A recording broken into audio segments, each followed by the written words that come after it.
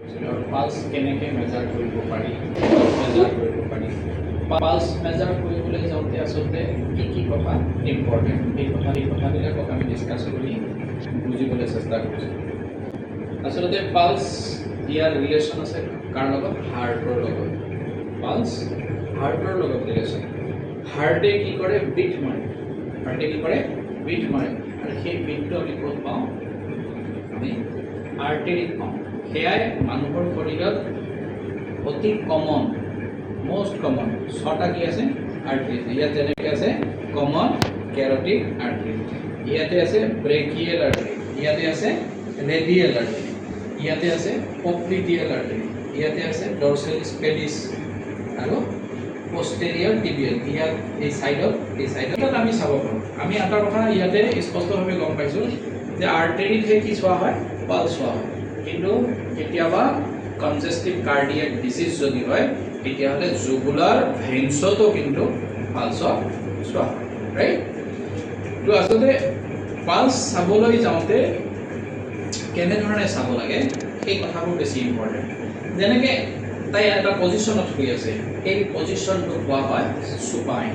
চুপাইন বুলি ক'লে মুখখন ওপৰত, আৰু যদি মুখখন তলত হয়, বুকুটো তলত হয়, তেতিয়াহ'লে তাক প্ৰন বুলি কোৱা হ'ব। আৰু যদি এককাটি বা ইকাটি যদি শুৱে তেতিয়াহ'লে ৰিকাম্বেণ্ট হ'ব। তো কোনো ধৰণৰ বেলেগ পজিশ্যনত শুৱাব নালাগে। লগতে কি কৰিব নালাগে? আমাৰ এই যিখন হাতত আমি চাম সেই হাতখন কি হ'ব নালাগিব? প্ৰেছাৰ কৰি থাকিব নালাগিব। ঠিক আছে? তো আমি কেনেকৈ চাওঁ সেই কথাটোৱে মই ক'ব বিচাৰিছোঁ যে আচলতে চাবলৈ যাওঁতে এই হাতখনত কি থাকে? টেণ্ডন থাকে, ইয়াতে গ্ৰুপ থাকে, এই ৰিচুৱেনাৰী গ্ৰুপটো। এই গ্ৰুপত কি কৰিব লাগে? এই তিনিটা আঙুলি ধুনীয়াকৈ তাত দিব লাগে। আৰু নিজৰ যিটো থাম্বছ ফিংগাৰ আছে ইয়াক তলত দিব লাগে, তলত ধৰি ৰাখিব লাগে। মনত ৰাখিব লাগিব যে যেতিয়ালৈকে আমি ইয়াত কি নাপাওঁ? বিটটো নাপাওঁ, তেতিয়ালৈকে আমি কাউণ্ট কৰিব নোৱাৰোঁ। আৰু স্পষ্টভাৱে যেতিয়া বিটটো পাম তেতিয়া আমি হয়তো ঘড়ী চাম।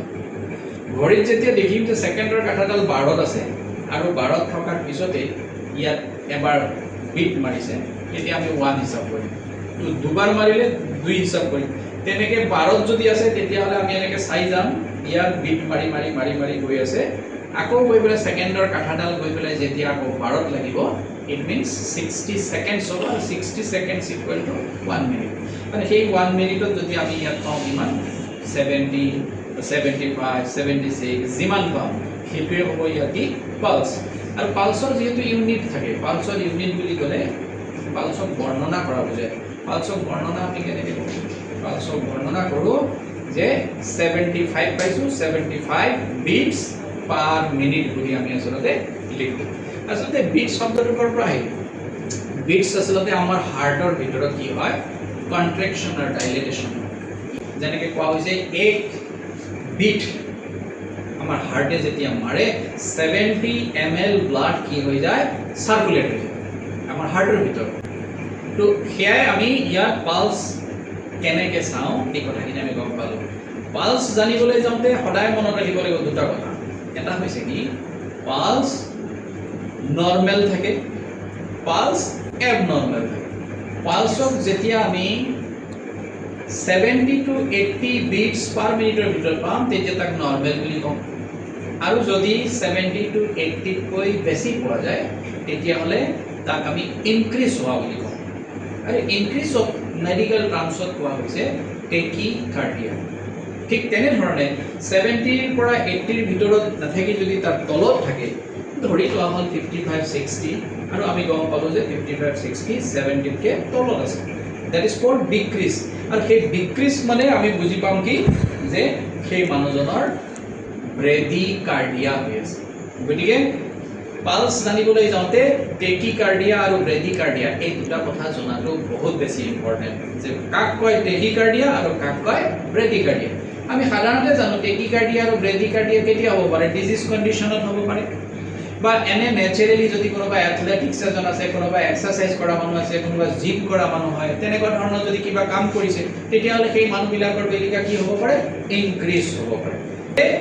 আমি তেনেকুৱা এটা পেচেণ্টৰ কোনোবা এজন আহিলে আৰু আমি পালছ চালোঁ, পালছ চাই যাতে ভয় নকৰোঁ, বা পালছটো যে পাৰফেক্ট পালছ, একুৰেট পালছ সেইটো আমি যাতে নাভাবোঁ। কাৰণ মানুহজনৰ ফিজিকেল এক্সাৰসাইজৰ ওপৰত কি হৈ যাব পাৰে পালছৰ পাৰ্থক্য আহি যাব পাৰে আৰু হিয়া দেখা পোৱা যায় পালছকো আমি যেনেকৈ বিপি একুৰেট বিপি পোৱা যায় মৰ্নিং টাইমত ৰেষ্ট টাইমত ঠিক তেনেধৰণে পালছকো আমি মৰ্নিং আৰু ইভিনিং টাইমত একুৰেট পাব পাৰোঁ গতিকে পালছ কেনেকৈ কৰা হয় পালছ কৰিবলৈ যাওঁতে কি প্ৰিকশ্যন মানিব লাগে কেনেধৰণে খোৱাব লাগে হাতখন ক'ত থাকিব লাগে নিজৰ আঙুলিবিলাক ক'ত থাকিব লাগে ইয়াতে এটা কথা নকলেও নহ'ব এইটো কোৱা হয় থাম্বছ ফিংগাৰ এই থাম্বছ ফিংগাৰে কেতিয়াও বিটটো চাব নালাগে তাৰমানে থাম্বছ ফিংগাৰেৰে কেতিয়াও চাব নালাগে কিয় চাব নালাগে তাৰ এটাই কাৰণ এইটো হৈছে ইয়াৰ এটা নিজস্ব পালছ আছে এই পালছটোৱে আমাক ধোকা দিব পাৰে সেইকাৰণে আমি কি কৰোঁ অলৱেজ তিনিটা ফিংগাৰেৰেহে